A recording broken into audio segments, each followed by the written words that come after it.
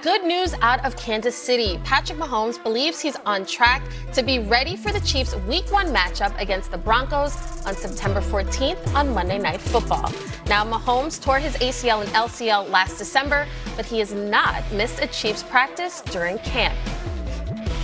To go out there day after day and kind of have the grind of a camp, that could even be harder than the season. It's been awesome for me to be able to go out there and do that.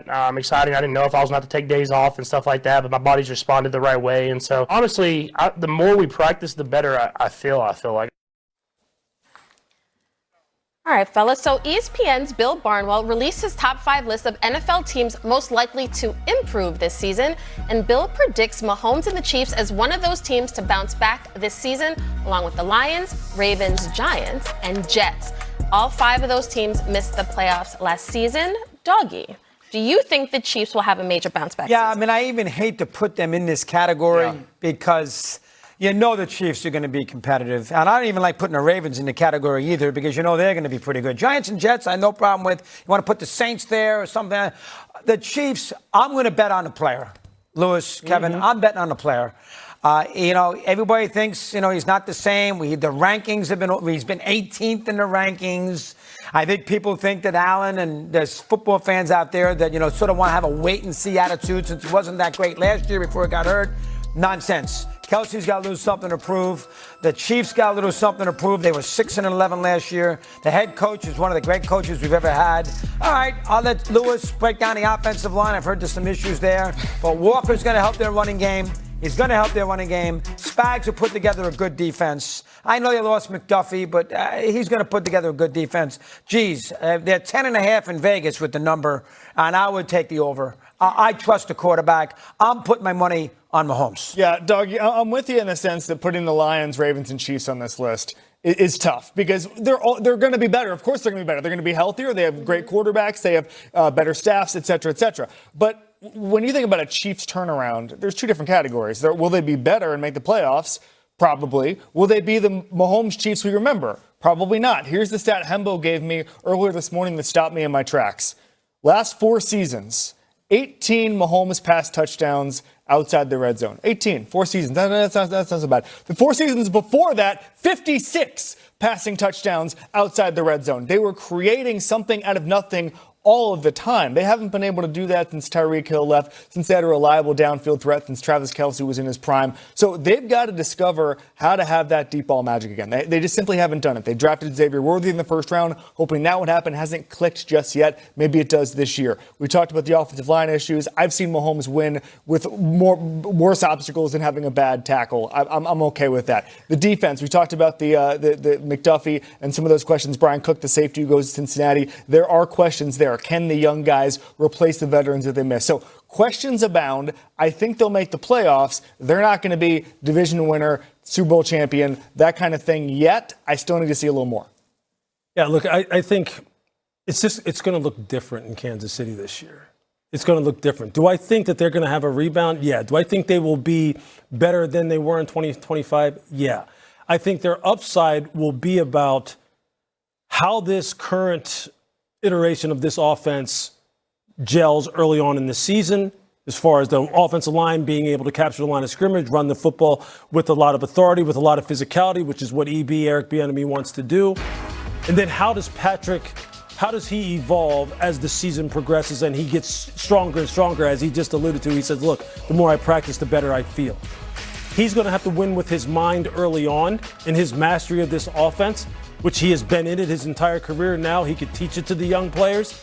I think that's where you're going to see him take leaps as far as him being able to stay in the pocket and really distribute and win because he understands all the nuance of the offense. And then as the season progresses, he kind of breaks outside of that shell and he starts doing some of the Mahomes magic that he's done in the past. And then it's going to be about who at the wide receiver core, who in the wide receiver room steps to the forefront and proves that, look, I can be your guy.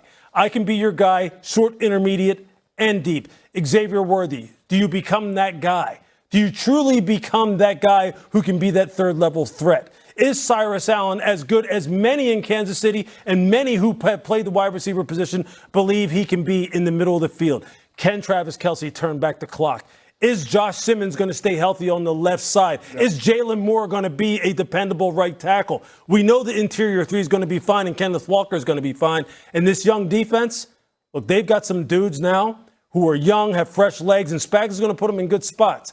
It's all going to be about, to me, the offensive line, how this offense evolves, and then whether or not somebody can prove to be Patrick's go-to guy. I find it really interesting that we all are in agreement that despite the torn ACL and the torn LCL, we still have faith in Patrick Mahomes despite their offensive line questions. Mm-hmm. You more than anybody has said, I've seen Patrick. It's fine. He'll figure it out. But that's a serious knee injury. Yeah. Why are you not as concerned as, let's say, me or some of the fans? Because I've seen him do it. And I'm never going to doubt, as you said, I'm going to bet on the player every single time. I've seen him do it. I think the biggest thing is the effect Kenneth Walker has on the passing game. Because we talk so much about, Xavier Worthy down the field, that downfield chemistry. Kenneth Walker is going to bring those safeties up close to the line. If he's able to get 6 yards per carry, 7 yards per carry in these explosive runs, which they struggled with last year, Andy Reid said it after the season.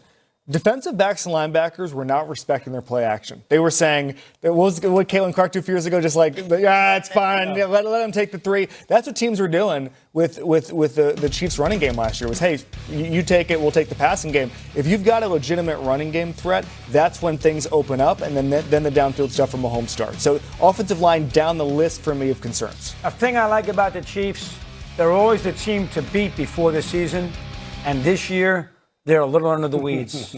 And I'm telling you, Reed and Mahomes, 2 Hall of Famers, I'll gamble on them over 10.5 under the weeds.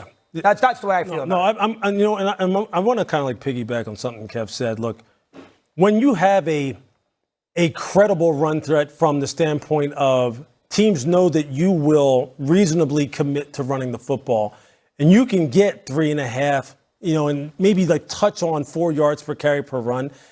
As a former defensive player in the NFL, I'm telling you that makes life so much easier for quarterbacks because of the fact that it does, no matter how disciplined you try to be, when you know a team is committed to run the football and you've got a guy like Kenneth Walker who can absolutely be a terror for you if he gets to you on the 3rd level, it makes life so much easier for a quarterback because those throwing windows, that distance between the 2nd and 3rd level gets so stretched. As great as Patrick is, they know it's unreasonable to expect that, look, we don't need a credible running game. He will always just figure it out, and it doesn't matter who he has at wide receiver. That was unreasonable to expect that would continue on forever. And they knew this, and that's why they have kind of pivoted and tried to become a more physical football team. I just looked it up. 44 explosive runs last year, tied for 27th in the NFL. Yeah. Simply not good enough. Not good. Now, Kenneth Walker, X Factor this year. Yes. Now, you like the Giants, right, Lewis? I do. Tell me about them. I think you're right. I think they're going to be very professional. Hey. I'm sorry. This is the... No, go ahead. Go ahead. Well, no. I'll allow it just this once. No, but the Giants, I think a lot of people expect them to be better. Yeah, and so do I. Look, Calvin Austin's injury is a big-time injury because he is a guy who, again, in that slot position is someone who could control the middle of the field and who's a legitimate threat. Now, with Malik being someone who already so much pressure was being put on him, now you're going to ask him to do even more. Isaiah, likely you're going to ask him to do